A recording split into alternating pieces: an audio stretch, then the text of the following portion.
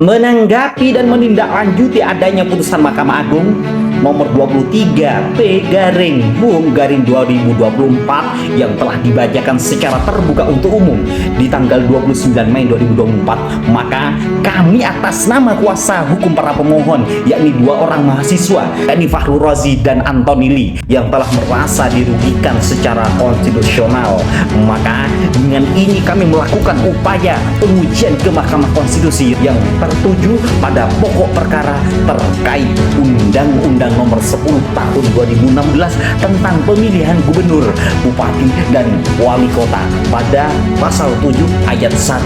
dan ayat 2. Demi dan untuk kepastian hukum dan penafsiran yang sah secara konstitusional, mana yang benar dan mana yang mengikat, maka kami meminta tafsir ke Mahkamah Konstitusi sebagai mufassir konstitusi, interpreter of constitution, melalui kewenangannya terhadap pasal 7 ayat 1 dan 2 di dalam Undang-Undang Nomor 10 Tahun 2016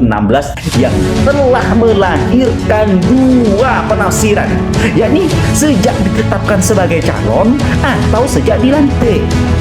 Yang kedua, telah terjadi secara jelas pertentangan norma dalam pasal 7 ayat 1 dan 2 setelah lahirnya putusan Mahkamah Agung nomor 23 P/MU/2024 yang pada pokoknya telah nyata-nyata mengandung konsistensi yang melahirkan interpretasi ganda yang menyebabkan keraguan-keraguan dalam pelaksanaan dan prakteknya, sehingga menjadikan ketidakpastian hukum tentu akan menimbulkan kerugian secara konstitusional bagi warga negara Indonesia, bagi kami khususnya sebagai kuasa hukum para pemohon.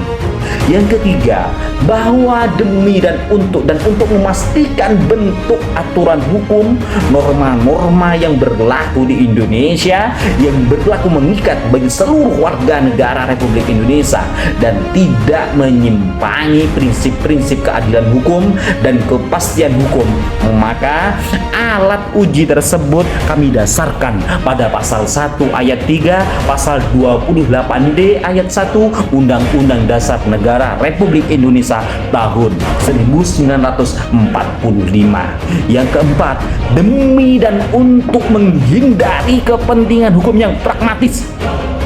yang subjektif, yang jauh dari tujuan-tujuan hukum, jauh dari cita-cita hukum, jauh dari pemahaman hukum, jauh dari pemahaman kebenaran hukum, dan demi memperhatikan nuansa batiniah politik hukum Indonesia, maka norma-norma yang mengandung dua penafsiran ini Mahkamah Konstitusi lah yang berwenang dan merupakan harapan terakhir di mana konstitusi ditegakkan, dijunjung tinggi. Di Mahkamah Konstitusi inilah marwah jaminan hak-hak konstitusional warga negara dan jaminan kemaslahatan untuk umum disandarkan ketercapaian dan kepastiannya.